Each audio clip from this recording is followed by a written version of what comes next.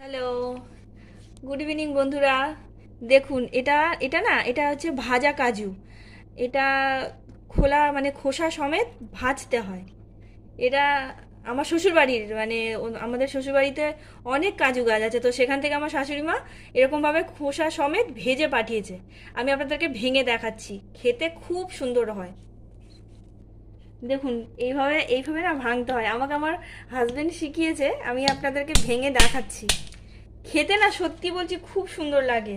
মানে টেস্টটা আমি আপনাদেরকে, যদি কেউ যদি খেয়ে থাকেন না অবশ্যই জানাবেন। আর এই দেখুন, পুরো না বাদামের মতো, এই দেখুন বাদামই, এটা অ্যাকচুয়ালি তো বাদাম। হ্যাঁ, তো এই দেখুন, এটা এটা তুলে ফেলতে হয়, এই যে আমি জানতাম না আগে, তো এটা আমাকে শিখিয়েছে আমার হাজবেন্ড। মানে খুব টেস্টি হয়, সত্যি টেস্টি হয়। এই দেখুন, এটা গ্লাভস পরে করতে হয়, নাহলে না এই এই বাদামের একটা তেল আছে, হাতে লাগলে হাতে চামড়া উঠে যায়। হ্যাঁ, তো যদি মানে খালি হাতে করতে হয় তো সর্ষের তেল লাগালেই হয়ে যায়। তো আমি, আমার কাছে গ্লাভস ছিল বলে আমি গ্লাভস পরেই করলাম। তো দেখাচ্ছি, আপনাদেরকে দেখাবো সবার লাস্টে এই গ্লাভসের অবস্থাটা কেমন হয়। দেখুন, আলটিমেট হলো, ভাঙলাম সবই করলাম, কিন্তু হাত দেখেছেন কিরকম, মানে কাজু বাদামের তেলটা হয়।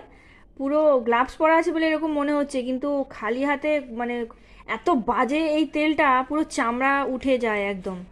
তো যাই হোক, এই এই দেখুন, এই ভেঙেছি, এতটা হয়েছে।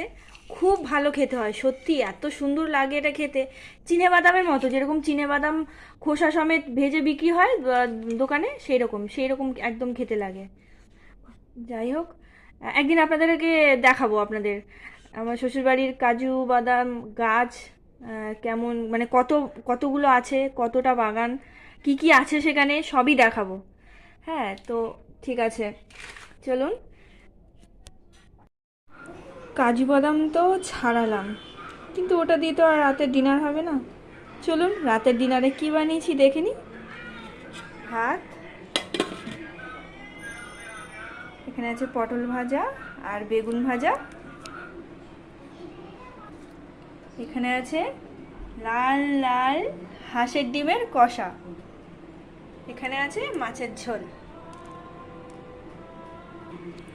তো চলো, আমরা এখন খাই। আজকের মতো গুড নাইট, সবাই ভালো থাকবেন, দেখা হচ্ছে কাল।